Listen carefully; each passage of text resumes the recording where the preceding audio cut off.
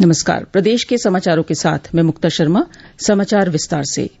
Purvanchal express way पर आज सुल्तानपुर जिले के अरवल कीरी करवत गांव में भारतीय वायुसेना के लड़ाकू विमानों ने एयर शो किया। इस दौरान पायलटों के हैरतअंगेज कारनामों से स्थानीय लोगों ने आनंद उठाया, बल्कि वे इन करतबों से अभिभूत नजर आए। ग्रुप कैप्टन डी नौटियाल की अगुवाई में हुए इस एयर शो में 4 मिराज, 2 सुखोई सुमित और 1 जगुआ सहित 10 लड़ाकू विमान एयर शो में शामिल हुए। 2 घंटों तक फाइटर विमानों का यह प्रदर्शन सफलता के साथ जारी रहा, जिसमें सुखोई और मिराज ने टच एंड गो का अभ्यास किया।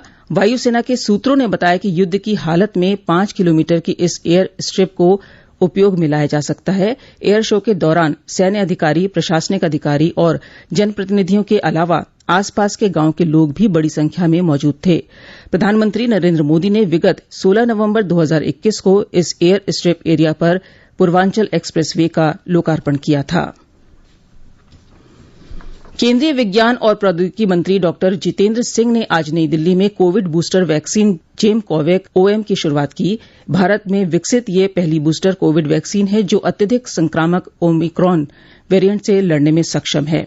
ये बूस्टर वैक्सीन उन लोगों को दी जाती है जिन्हें पहले कोवैक्सीन या कोविशील्ड की 2 डोज दी जा चुकी है। देश के 13 शहरों में तीसरे चरण के परीक्षणों में ये वैक्सीन प्रतिरोधक क्षमता बढ़ाने में बहुत उपयोगी पाई गई। जेमकोवैक OM एक सुई रहित वैक्सीन है जिसे देश भर में आसानी से पहुंचाया जा सकता है। इस वैक्सीन को ओमिक्रॉन वेरिएंट के मामले में आपातकालीन उपयोग के लिए मान्यता दी गई है। प्रदेश के उत्तर पूर्वी इलाके के कुछ हिस्सों में मानसून आगे बढ़ चुका है और आने वाले 36 घंटों के दौरान राज्य के कुछ और भागों में आगे बढ़ने के लिए परिस्थितियां खासी अनुकूल हैं। आंचलिक मौसम विज्ञान केंद्र के सूत्रों ने बताया है कि 2 दिनों के अंदर मानसून लखनऊ और आसपास के इलाकों में पहुंच जाएगा और कल से अगले 2 दिनों के दौरान पूरे राज्य में बारिश होने का अनुमान जताया है। इसके अलावा मौसम विभाग ने मानसून के औसत से कम रहने की संभावना भी व्यक्त की है।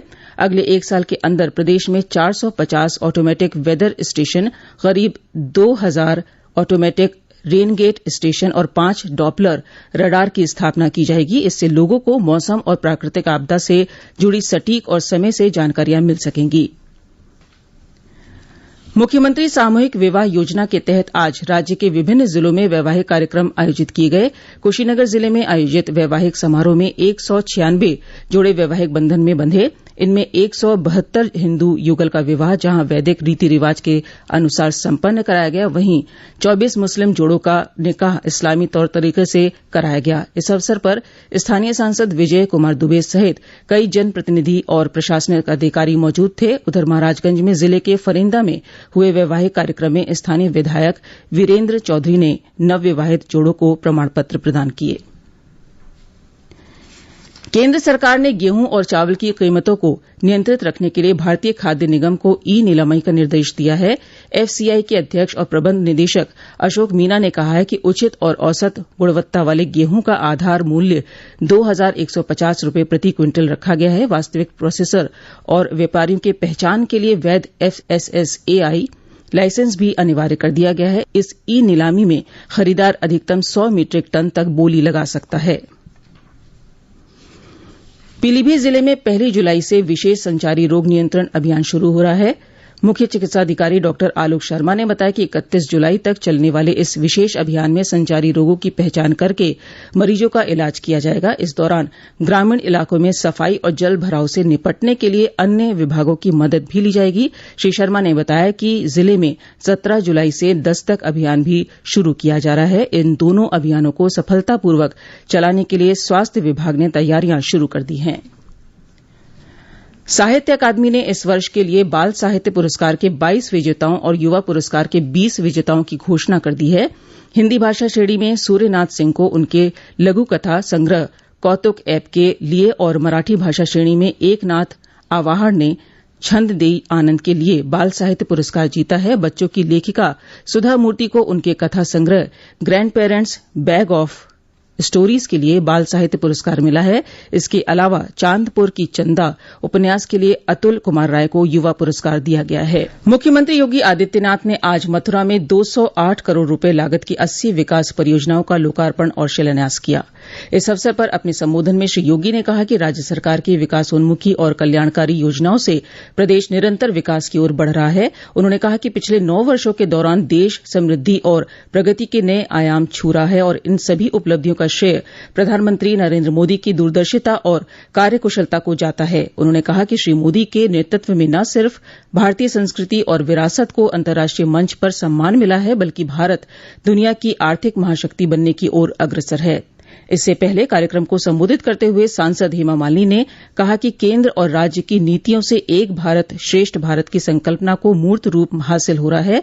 इस मौके पर मुख्यमंत्री श्री योगी ने प्रधानमंत्री आवास योजना के लाभार्थियों को मकानों की चाबियां भेंट की और कन्या सुमंगला योजना के पात्रों को भी लाभान्वित किया। मुख्यमंत्री ने उत्तर प्रदेश ब्रज तीर्थ विकास परिषद के नवनिर्मित कार्यालय भवन का लोकार्पण किया है। इस भवन का निर्माण करीब 9 करोड़ रुपए की लागत से किया गया है। उप मुख्यमंत्री ब्रजेश पाठक ने कहा है कि राज्य सरकार सभी वर्गों के विकास और कल्याण के लिए संकल्पित है और इस दिशा में ठोस कदम उठाए जा रहे हैं। श्री पाठक ने आज बलिया जिले के हल्दीरामपुर में आयोजित जनसभा को संबोधित करते हुए कहा कि राज्य सरकार ने स्वास्थ्य और चिकित्सीय सुविधाओं में व्यापक सुधार किया है। इसके नतीजे में प्रदेश में 65 मेडिकल कॉलेज बन रहे। उन्होंने कहा कि बलिया में जल्द ही मेडिकल कॉलेज का शिलान्यास कराया जाएगा। श्री पाठक ने कहा कि सभी जिलों में मेडिकल कॉलेज बनने से आम लोगों को इलाज के लिए बाहर नहीं जाना पड़ेगा और उन्हें अपने ही जिले में बेहतर स्वास्थ्य और उपचार की सुविधाएं मुहैया होंगी।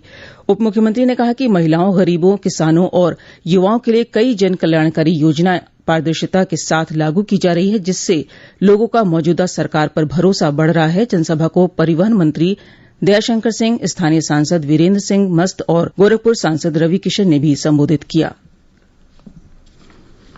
केंद्रीय मंत्री डॉक्टर महेंद्र नाथ पांडेय ने कहा है कि विपक्षी दलों की एकता से भारतीय जनता पार्टी की लोकप्रियता और जनाधार पर कोई प्रभाव नहीं पड़ेगा। डॉक्टर पांडेय आज बरेली में मीडिया से बातचीत कर रहे थे। उन्होंने कहा कि विपक्षी दलों का जुड़ना और बिखरना कोई नई बात नहीं है। उन्होंने कहा कि देश की बड़ी आबादी श्री नरेंद्र मोदी के नेतृत्व में भारत का उज्ज्वल भविष्य देख रही है। डॉक्टर पांडेय ने कहा कि एनडीए सरकार के कार्यकाल में देश ने विभिन्न क्षेत्रों में सफलता के नए आयाम स्थापित किए हैं। बरेली दौरे में केंद्रीय मंत्री ने कई कार्यक्रमों में भाग लिया और पार्टी कार्यकर्ताओं से मुलाकात की। राष्ट्रीय मानवाधिकार आयोग ने न्यायिक हिरासत में कैदियों के स्वयं को नुकसान पहुंचाने और आत्महत्या के प्रयासों को कम करने के लिए केंद्र, राज्यों और केंद्र शासित प्रदेशों के प्रशासन को एक परामर्श जारी किया है। आयोग ने कहा है कि अधिकांश कैदियों की अप्राकृतिक मौतें आत्महत्या के कारण होती हैं। आयोग ने कैदियों के बिस्तर की चादरों और कंबलों की नियमित जांच और निगरानी की सिफारिश की है। आयोग ने अन्य जरूरी दिशा निर्देशों के साथ साथ जेल कर्मियों, विशेषकर जेल कल्याण अधिकारियों, परिवीक्षा अधिकारियों, मनोवैज्ञानिकों और चिकित्सा कर्मचारियों की रिक्तियों को भरे जाने की सिफारिश की है। आयोग ने सभी राज्यों के मुख्य सचिवों और केंद्र शासित प्रदेशों के प्रशासकों, गृह मंत्रालय और सभी जेलों के महानिदेशकों को पत्र लिखा है और इन सिफारिशों को लागू कर 3 महीने के भीतर कार्रवाई रिपोर्ट मांगी है।